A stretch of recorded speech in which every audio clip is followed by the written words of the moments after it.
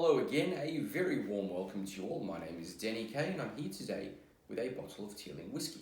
This is Brabazon bottling series 4, which marks the fourth and final bottling of the series.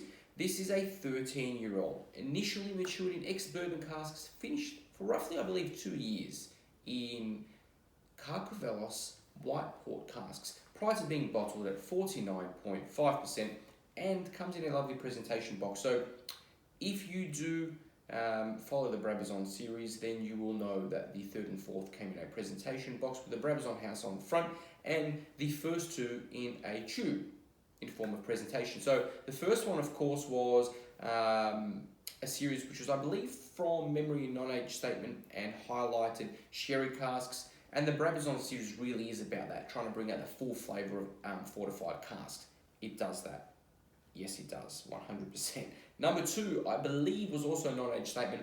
Once again, this one showcasing port casks. Number 3, from memory, the first time that age statements appeared, a 14-year-old with some very, very, very old sherry casks that came into play there. I really enjoyed that one.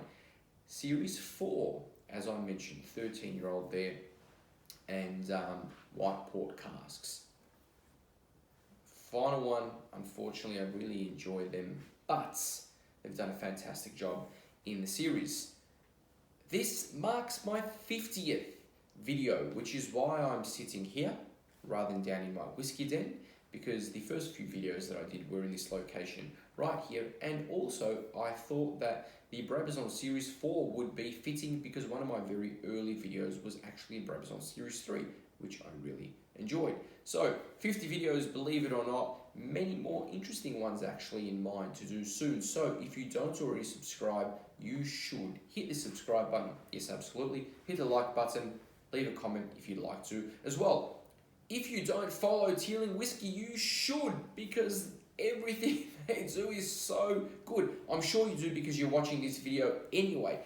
But what I love about the Teeling Whiskey Company is that really they are tied very much to sort of history, the past, and really, traditional methods, thoughts in what they do, but also then one foot in, I guess you could say, the present/future. They are very, very bold in some of the releases that they bring out, some stuff that has been finished in some very interesting experimental type casks. So, as I said, I'm sure you already are, but if you are not delving into the world of Teeling whiskey, then you are in for a treat, and there is a lot to discover.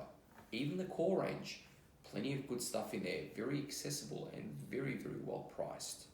Some special ones there with some big age statements on them. Anyway, I always say that I'm going to try and keep this short, sharp, yet I find myself just talking and talking about, about whiskey. It is about the Brabazon Series 4 today. I've poured this in my glass. I've had a couple of drams. So, lovely nose, really, really big nose. There is a lot that's going on. Immediately, honey. Yes, peaches, specifically white peaches. Some apricots, which for me are really sweet tinned apricots. Some Christmas type cake, believe it or not, with some icing sugar. Yes, absolutely. Big whack of vanilla, some nougat, citrus notes, absolutely. Honey just continues to shine through. Almonds, and there is a slight prick on the nose, which is a little bit of spice, which you'll also find some spice on the palate as well, but the nose is fantastic, off to a great start.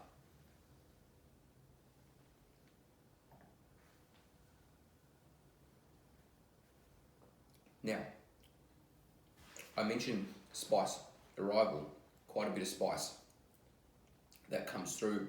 Then some oranges, candied oranges, green apples as well, a little bit of tartness there in the green apples, and also a touch of bitter oak. It is a very rich and big whiskey. Mouthful is fantastic, 49.5%, perfect in terms of the mouthfeel there, and long, lingering finish with some spice, a little bit of pepper there. Still very, very sweet on the finish, which I'm really enjoying. Now, for me, I think that half a teaspoon of water really brings out this sweet citrus notes, a lot more vanilla, and also, if you are not a big fan of spice, then the water really helps with that. The fantastic thing that I found with this whiskey in a very short time, and I really do think that as this bottle starts to get empty, it's just going to get better and better for me anyway. But if you enjoy spice in your whiskey, do not add any water. It won't need it. If you are not a huge fan of spice, once you add a little bit of water to it, what you'll find on the nose, virtually no spice whatsoever, and then also taste, the spice really starts to take a back seat. And for me, I enjoy just a small touch of water in this.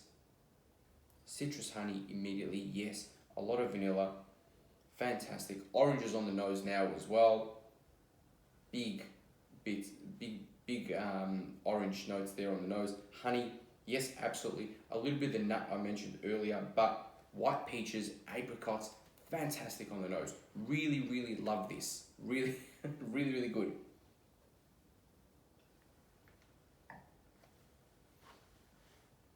Really sweet and syrupy now.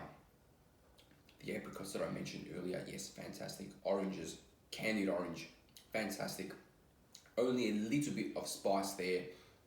The slight bitterness that I mentioned earlier also starts to take a back seat.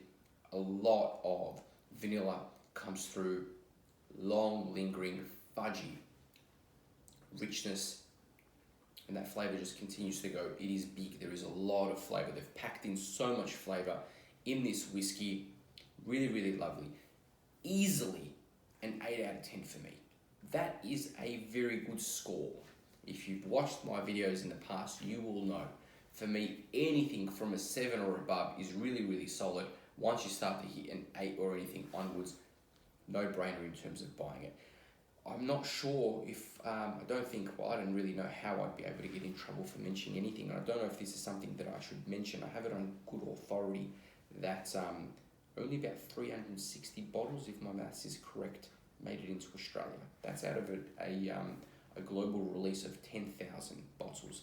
So, it literally just dropped this week. I guess what that means is, if it's your style of whiskey, you probably don't have a heck of a lot of time to go out and get yourself a bottle, because I bought myself 2 of them, and soon I'll probably start to feel like I will need another one. And in actual fact, what I would really love to do is probably do all 4 side by side. I think that would be an interesting thing to do. Luckily enough for me, because I do keep a 50ml bottle of bottles that I've really enjoyed, I will do that. But, well, as I said, very, very, very lovely whiskey indeed. So, I'm going to keep it short and sharp, as I try to do. I'm not sure if I've done that or not, but I do try to do that. I promise, I really do try to do that. Anyway, as I said earlier, subscribe if you don't, hit the like button if you'd like to. I really appreciate the time you've taken to join me, so cheers to you. Till next time.